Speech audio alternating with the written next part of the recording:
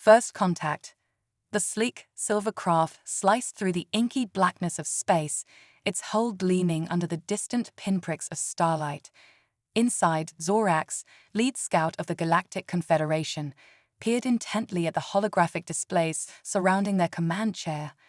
The aliens' iridescent scales shimmered with anticipation as they studied the readings from the unremarkable yellow star and its orbiting planets.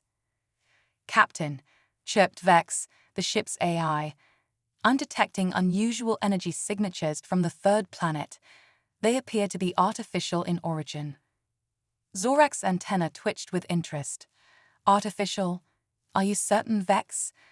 Our records showed no signs of advanced civilization in this sector." "Affirmative, Captain. The energy patterns are consistent with developing technology. Recommendation: closer inspection." Without hesitation, Zorax gave the order. "Engage stealth systems and bring us into high orbit. Let's see what we stumbled upon." As the scout ship approached the blue-green world, Zorax and their crew watched in growing amazement. The planet's night side twinkled with countless points of light, clear evidence of widespread habitation. Crude satellites and space debris cluttered the orbital paths, while primitive radio waves bombarded their sensors. "Incredible," Zorax murmured. "How did we miss this?" "Vex, begin full spectrum analysis and initiate first contact protocols." For days, the alien ship observed the planet called Earth, drinking in every scrap of information they could glean. They marveled at the diversity of cultures, the rapid pace of technological advancement, and the sheer tenacity of the species that called this world home. Zorax found themselves particularly drawn to human art and music. The alien captain spent hours listening to everything from classical symphonies to pulsing electronic beats, fascinated by the range of emotions these sounds could evoke. "Captain," Vex interrupted during one such session, "I've completed my analysis of human history. You may find this concerning." Zorax reluctantly paused the hauntingly beautiful melody they had been enjoying. "Proceed, Vex." "The humans are a paradoxical species, Captain. They possess remarkable creativity and adaptability, yet their history is marred by near-constant conflict. They've brought their planet to the brink of destruction multiple times through war, environmental degradation, and technological misuse." Zorax's scales rippled with concern, "And yet they survived. How?" "That's what's truly remarkable, Captain. Despite their self-destructive tendencies, humans display an unparalleled resilience. They've overcome global pandemics, world wars, and ecological disasters. Each time they've faced extinction, they've not only survived but emerged stronger." The alien captain pondered this information, their compound eyes reflecting the blue-green orb on the viewscreen. "Fascinating. They're dangerous, yet compelling. Vex, prepare a report for the Confederation Council. I believe we found something truly unique here." As Zorax turned back to their study of human culture, they failed to notice a small, fast-moving object on a collision course with their ship. The alien craft's stealth systems, designed to hide them from primitive sensors, had also masked the approaching danger. The impact was sudden and jarring. Alarms blared throughout the ship as Zorax was thrown from their chair. "Report," they shouted, scrambling to their feet. "We've been struck by a piece of orbital debris, Captain," Vex responded, its usual calm voice tinged with urgency. "Hull breach in Section 3. Stealth systems offline. We are visible to Earth sensors." Zorax's mind raced. This was not how first contact was supposed to happen. Their mission was to observe, not to reveal themselves. But now, with their ship damaged and exposed, they had no choice. "Vex, broadcast on all Earth frequencies. Use their dominant languages. We need to establish communication before they perceive us as a threat." As Vex complied, Zorax watched the planet below with a mixture of anticipation and dread.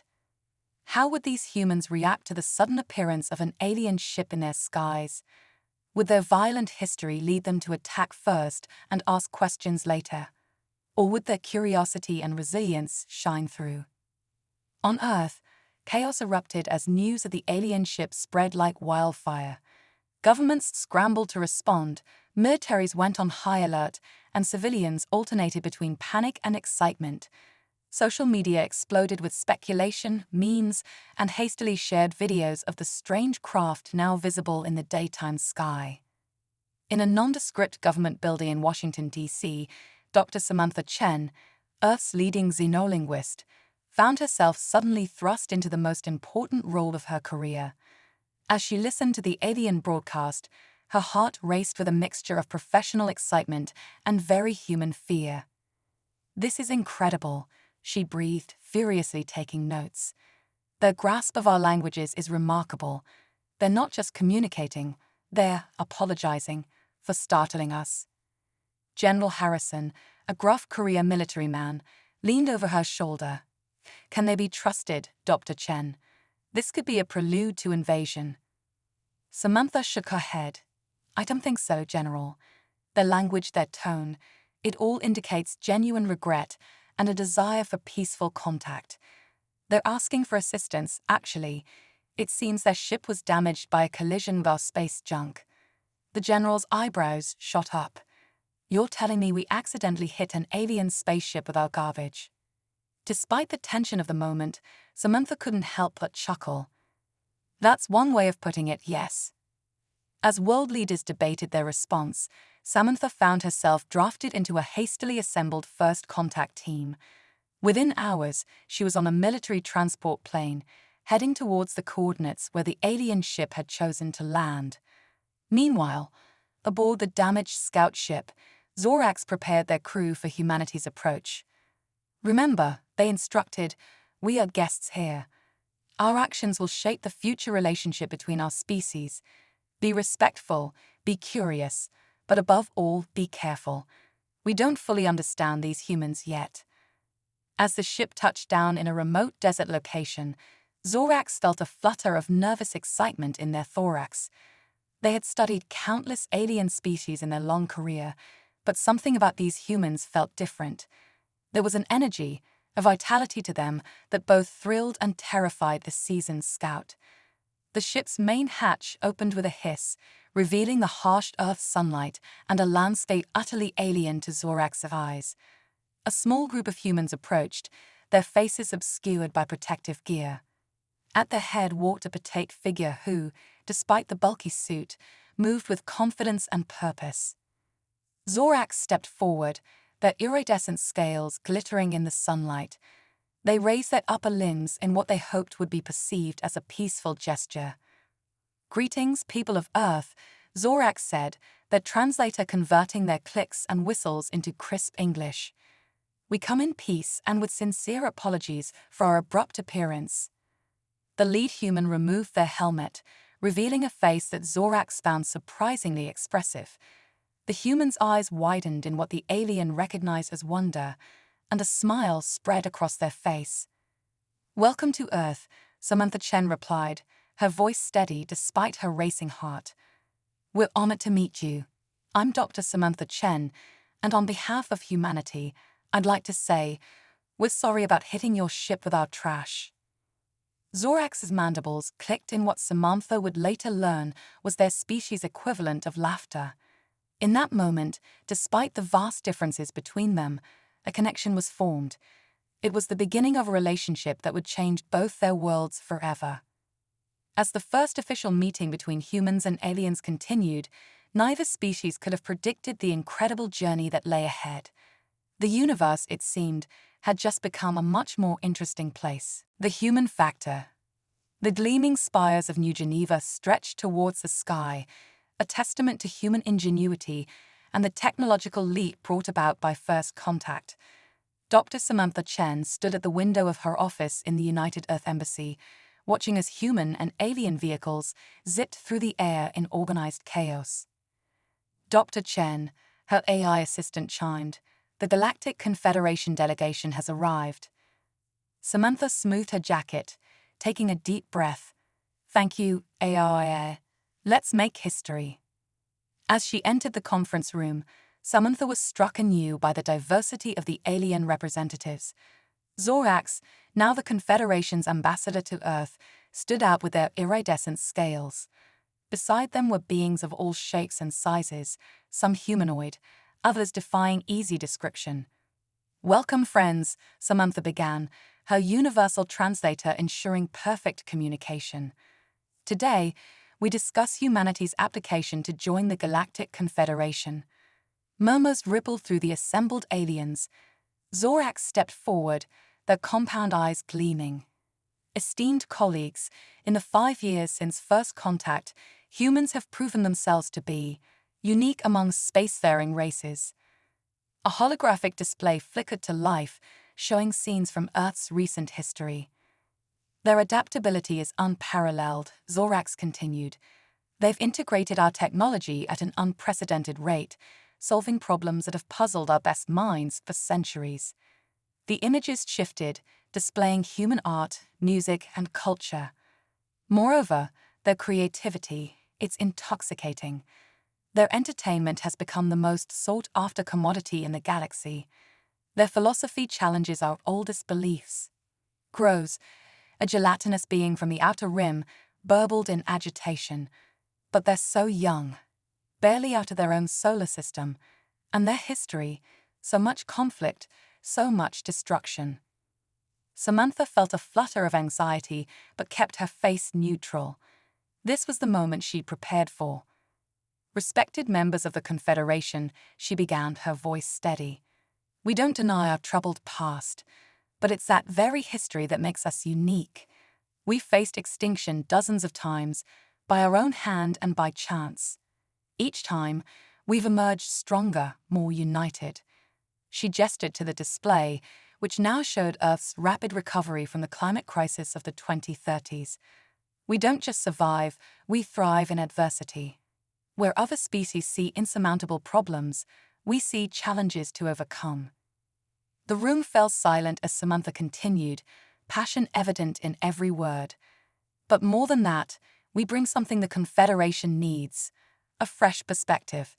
Our youth as a spacefaring race is our strength. We aren't bound by millennia of tradition or rigid thinking. We innovate, we adapt, we imagine." Zorax's mandibles clicked in approval. "Dr. Chen speaks the truth. In just 5 years, human scientists have revolutionized our approach to quantum communications. Their artists have created entirely new forms of entertainment that span multiple dimensions. And let's not forget the human factor." The display changed again, showing the now famous incident on Europa. A human expedition, trapped under the ice by an equipment failure, had improvised a solution using nothing but their suits, some ice, and principles of thermodynamics that had left Confederation scientists baffled. "The human factor," Zorax explained, "is their ability to find unconventional solutions, to think outside the box, as they say. It's a trait we found in no other species." As the delegation murmured among themselves, a new alert flashed on the display. Samantha frowned, touching her earpiece. "I'm sorry, but we'll need to take a brief recess. There's been an incident." Once the room had cleared, Zorax approached Samantha, concern evident in their posture. "What's wrong, my friend?" Samantha's face was grim. "There's been an attack. A human supremacist group calling themselves Earth First has bombed the alien quarter in New Rio. Casualties are significant." Zorax's scales rippled in distress. "This is terrible news. The opposition will use this as proof that humanity isn't ready." "I know," Samantha replied, her mind racing. "But maybe we can turn this to our advantage. Show the Confederation how humans deal with crisis." Over the next few hours, as the Confederation delegates watched in amazement, humanity sprang into action. Emergency responders from around the world converged on New Rio, using a combination of human courage and alien technology to save lives. Thousands of humans volunteered to donate blood and tissue samples, compatible with various alien physiologies thanks to recent medical breakthroughs. Earth's best xenobiologists worked tirelessly to treat the injured, improvising solutions for species they'd never encountered before. But most surprisingly to the alien observers, humans from all walks of life rallied in support of their extraterrestrial neighbors. Millions marched in peaceful protests against xenophobia. A hashtag campaign, #WeareEarthlings, went viral across human and alien social networks. As the conference reconvened, the mood had shifted dramatically. The delegates had witnessed not just humanity's capacity for violence, but their incredible potential for compassion and unity in the face of adversity. Samantha stood before them, her expression resolute. "Members of the Confederation, you've seen the worst and best of humanity today. We don't shy away from our flaws. We confront them, we learn from them, we grow. The attackers will be brought to justice, and we will emerge from this stronger and more united, not just as a species, but as a community that includes all sentient beings." She paused, looking each delegate in the eye. The question isn't whether humanity is ready for the Confederation. The question is the Confederation ready for humanity? Are you ready for the changes we'll bring, the challenges we'll help you overcome, the wonders we'll discover together? The room erupted in a cacophony of alien voices, some supportive, others still hesitant. But as the debate raged on, one thing became clear. Humanity had made an indelible impression on the galaxy. Zorax sidled up to Samantha, their voice low. "Whatever the outcome, my friend, you've given them something to think about. Humanity may not be perfect, but you are fascinating." Samantha allowed herself a small smile. The road ahead would be challenging, but she had faith in her species. Humans had always reached for the stars. Now it was time to take their place among them. As the delegation continued their heated discussion, a new chapter in galactic history was being written. Humanity's journey among the stars had only just begun, and the universe would never be the same. The quantum nexus. The galactic hub hummed with an energy unlike anything seen in millennia. Beings from 1,000 worlds gathered, their attention fixed on the central amphitheater where history was unfolding. At the heart of it all stood Samantha Chen, Earth's ambassador, her eyes gleaming with a mixture of determination and wonder. "Ladies, gentlemen, and esteemed beings of all designations," she began, her voice carrying across the vast chamber. "Today, we stand on the precipice of a revolution. The Quantum Nexus project isn't just about faster travel or more efficient communication. It's about reshaping the very fabric of our universe." Holographic displays flickered to life, showing intricate schematics that boggled the minds of even the most advanced races. The Quantum Nexus, a joint venture between humanity and the Galactic Confederation, promised to link distant points in space-time through a network of entangled particles. As Samantha delved into the technical details, murmurs of excitement and disbelief rippled through the audience. The concept seemed to defy the laws of physics as understood by most species. Yet here was a human, barely 2 decades into their membership in the galactic community, proposing to turn theoretical physics on its head. Zorax, now a senior member of the Confederation Council, watched with pride. They remembered the day they first encountered humanity, a primitive species by galactic standards, yet bursting with potential. Now, that potential was being realized in ways that left even the oldest and wisest races in awe. But not everyone shared Zorax's enthusiasm. As Samantha concluded her presentation, a hulking figure rose from the delegation of the Vrok Imperium, a species known for their warlike nature and distrust of rapid change. "This is madness," the Vrok ambassador bellowed, his exoskeleton clattering with agitation. "You propose to tear holes in the universe itself. Have you considered the consequences, the dangers?" Samantha met the Vrok's gaze unflinchingly. "Ambassador, with all due respect, humanity has always pushed boundaries. Yes, there are risks, but the potential benefits far outweigh them. Imagine a galaxy truly united, where distance is no longer a barrier to cooperation and understanding." The Vrok's eye stalks quivered with barely contained rage. "Pretty words, human, but your species is young, reckless. You lack the wisdom to wield such power responsibly." Before Samantha could respond, an alarm blared through the hub. Panic erupted as the central hologram shifted, showing a massive spatial anomaly forming at the edge of the galaxy. By the cosmic core, Zorax breathed. It's a hypernova. The Arcturus system is collapsing.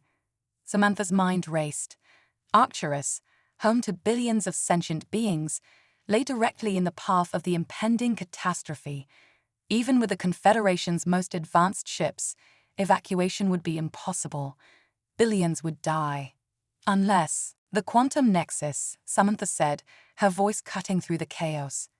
We can use it. Not the finished version, but the prototype. We can open a gateway large enough to evacuate the system. The Vrock ambassador scoffed. Impossible. Your project is years from completion. You'd be risking not just Arcturus, but potentially our entire galaxy on an untested theory. Samantha's eyes blazed with determination. Sometimes, Ambassador, the greatest leaps forward come when we have no choice but to jump. Humanity has faced extinction-level events before. We've learned that in our darkest hours, innovation is our greatest weapon. As the Confederation Council debated, precious minutes ticking away, Samantha turned to the team of human scientists who had accompanied her. Dr. Patel, how quickly can we adapt the Nexus prototype? The quantum physicist's fingers flew over her holographic interface. It's risky, Ambassador. We'd be pushing the equipment far beyond its intended capacity. But it's possible. We'd need to channel an enormous amount of energy, more than anything we've ever attempted. Samantha nodded, her decision made. Do it. I'll convince the council. What followed was a whirlwind of activity. As Samantha passionately argued their case before the Confederation, human scientists worked feverishly alongside their alien counterparts. The quantum nexus prototype, a massive structure orbiting a distant star, was hastily repurposed. Hours passed, the tension mounting with each update from Arcturus. Billions huddled in fear, watching as their sun began to tear itself apart. Finally, Dr. Patel's voice crackled over the comms. We're ready, Ambassador. But there's a catch. The gateway will be unstable. Someone needs to stay behind to manually maintain the quantum field. A hush fell over the hub as the implications sank in. Whoever took on that role would be sacrificing themselves to save billions. Without hesitation, Samantha stepped forward. I'll do it. Protests erupted from all sides, but Samantha silenced them with a raised hand. This is what humanity does. We face the impossible. We make the hard choices. We sacrifice so that others may live. As Samantha prepared to depart, Zorax approached, their compound eyes shimmering with emotion. You've proven me right, my friend. Humanity truly is the most remarkable species we've ever encountered. Samantha managed a small smile. Just doing what we do best, Zorax. Adapting, surviving, helping others do the same.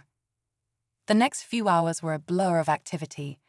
Samantha found herself aboard the Nexus control station, her hands dancing over alien technology augmented by human ingenuity. As the hypernova reached its critical point, she initiated the sequence. A gateway bloomed in space, larger than anything ever created. Billions watched in awe as evacuation ships poured through, carrying the population of an entire star system to safety. But as the last ship cleared the event horizon, alarms blared throughout the station. The gateway was collapsing, the energy feedback threatening to tear apart space-time itself. Samantha worked frantically, rerouting power, stabilizing fields, pushing human and alien technology to its limits and beyond. In her final moments, as the station bucked and shuddered around her, she allowed herself a small smile. This, she thought, is what it means to be human. To face the unknown, to push boundaries, to give everything for others. As the cosmos flared white around her, Samantha Chen knew that humanity had proven itself to the galaxy in a way that would never be forgotten. In the aftermath, as billions of refugees were resettled and the Confederation grappled with the implications of the quantum nexus, a new phrase entered the galactic lexicon: the human spirit.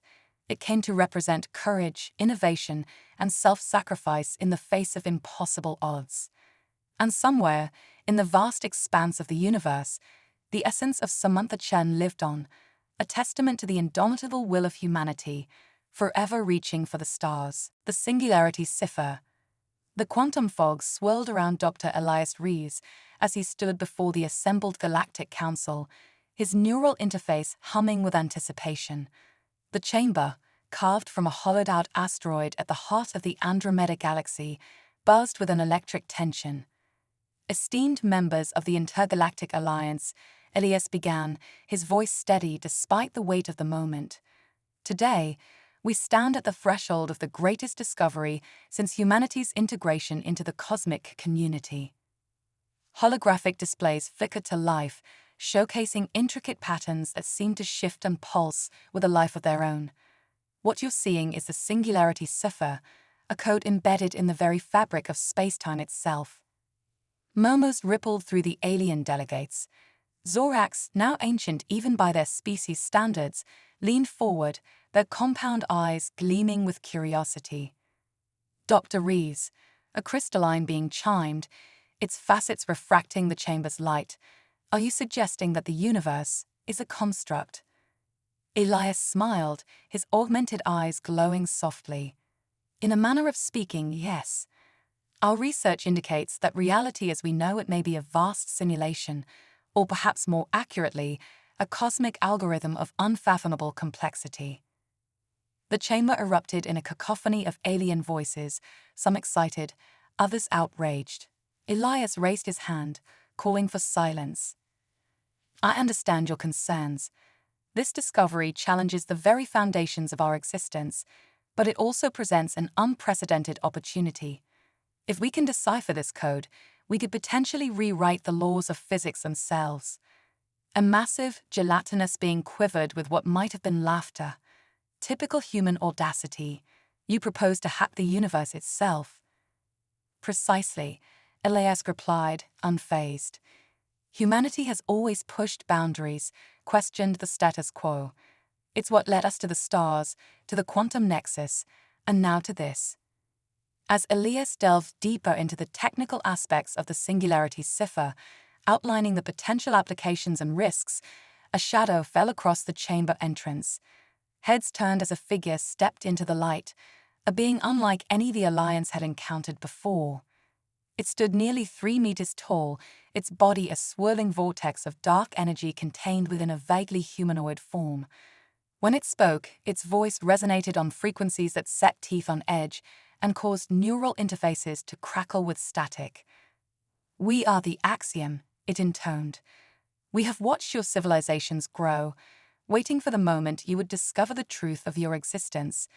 That moment has arrived. Panic rippled through the chamber.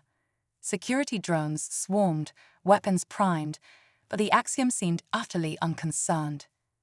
Elias stepped forward, his heart racing but his voice steady. You're the creators of the cipher. The Axiom's form shimmered. Creators? No, we are its guardians, tasked with preserving the integrity of this reality matrix. Your discovery of the cipher has triggered a fail-safe protocol. This simulation will be reset, all sentient life within it erased. Horror gripped the assembled delegates. Billions of years of cosmic history, countless civilizations, all to be wiped away in an instant. But Elias Rees, descendant of a species that had faced extinction countless times and always clawed its way back, wasn't ready to accept oblivion.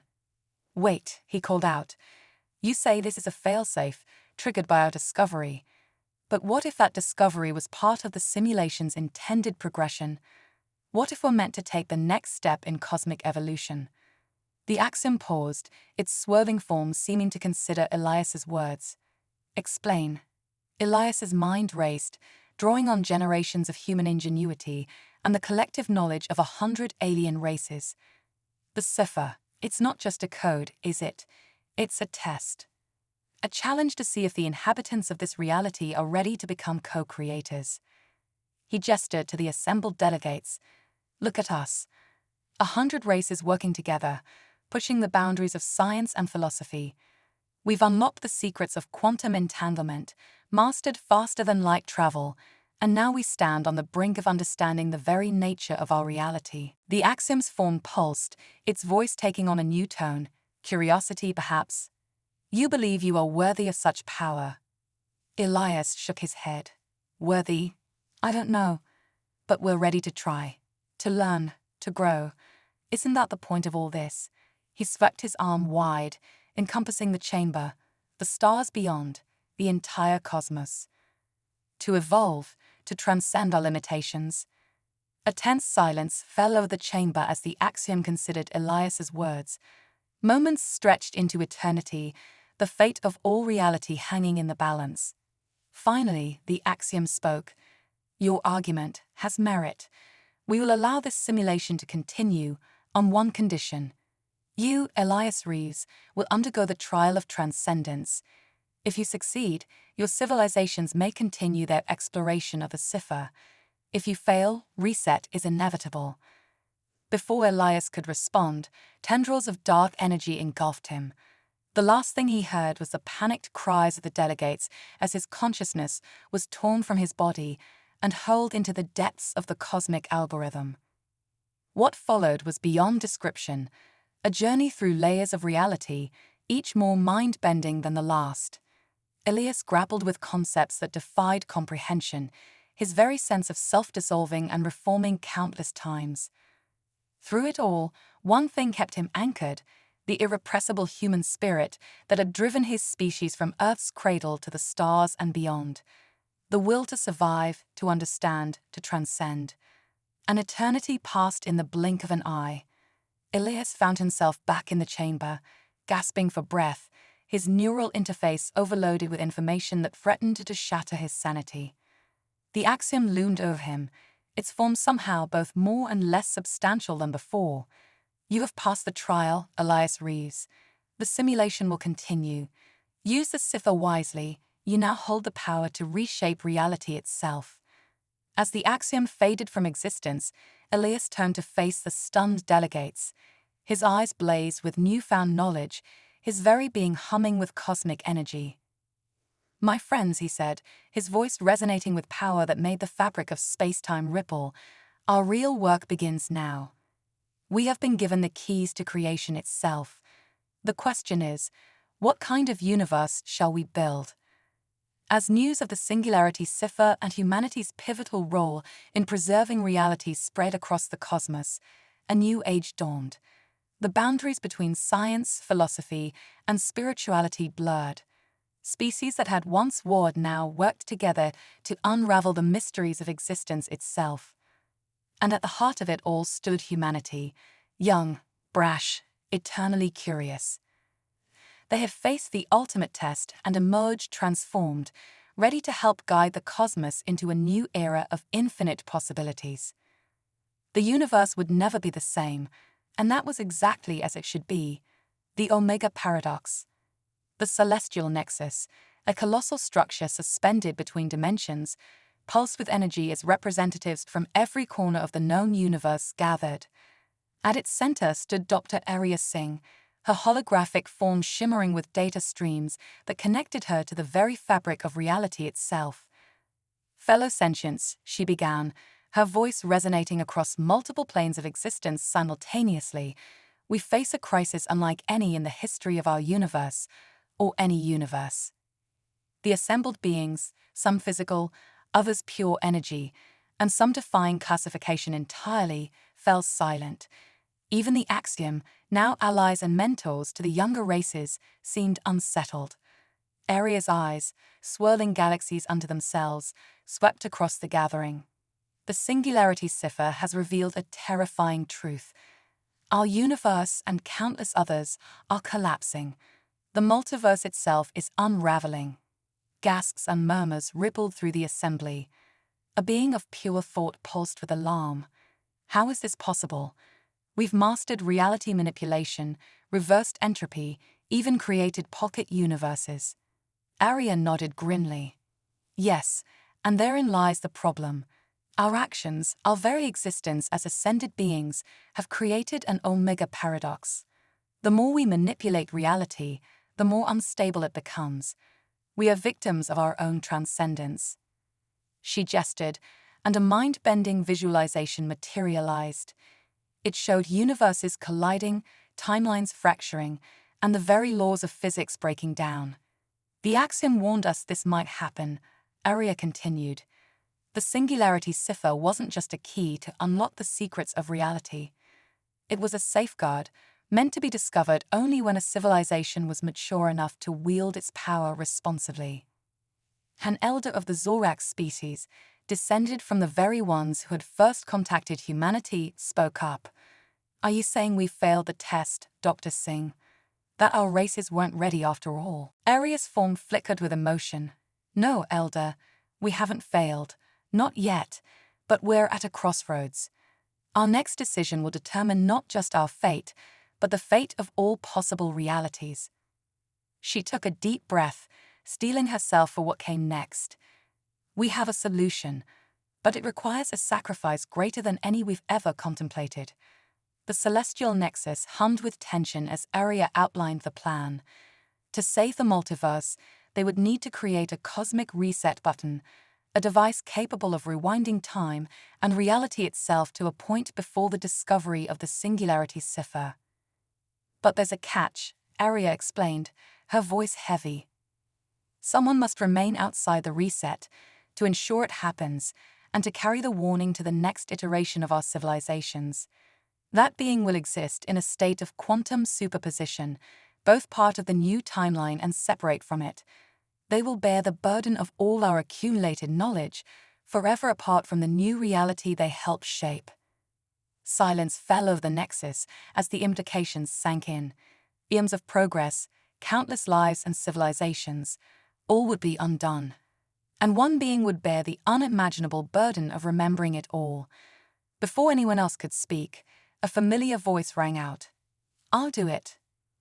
All eyes turned to see Dr. Elias Reeves, the man who had first unlocked the singularity cipher, step forward. Though centuries had passed since that fateful day, he looked much the same, a testament to humanity's mastery over life and death. Arya's eyes widened. "Elias, you can't. The psychological toll alone would break most beings, yes," Elias finished for her. "But humans, we're uniquely suited for this task. Our entire history is one of adapting to the impossible, of carrying on in the face of overwhelming odds." He smiled sadly. "Besides, it's fitting, don't you think? I started us down this path. I should be the one to ensure we find a better way." Debate raged across the nexus. Some argued for a different solution, others volunteered to take Elias's place. But in the end, all knew he was right. Humanity's indomitable spirit, their ability to face the unknown with courage and hope, made them the ideal guardians of this terrible knowledge. As preparations for the Great Reset began, Arya approached Elias. "Are you sure about this? You'll be alone, adrift in a sea of possibilities. You'll have to guide our younger selves without directly interfering. It's a fate worse than death." Elias' eyes twinkled with that uniquely human mix of determination and mischief. "Oh, I don't know about that. Think of the stories I'll have to tell, even if it's only to myself." Arya couldn't help but laugh, marveling at humanity's ability to find humor even in the darkest moments. The day of the reset dawned. Reality itself seemed to hold its breath as Elias stepped into the quantum chamber that would preserve him outside of time. "See you on the other side," he quipped to the assembled beings. Or shall I say, see you before all this. As the chamber sealed, Elias felt his consciousness expand.